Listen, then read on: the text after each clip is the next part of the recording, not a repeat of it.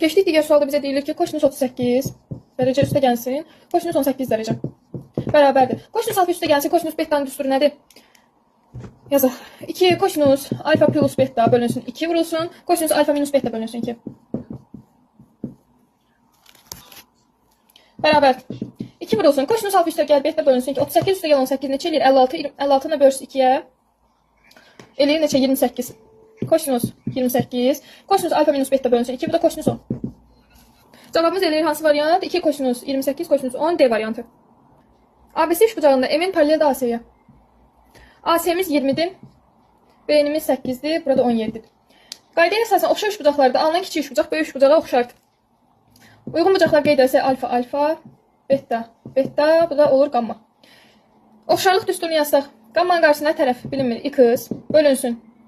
Gammanın qarşısında böyük tərəf 20 bərabərdir.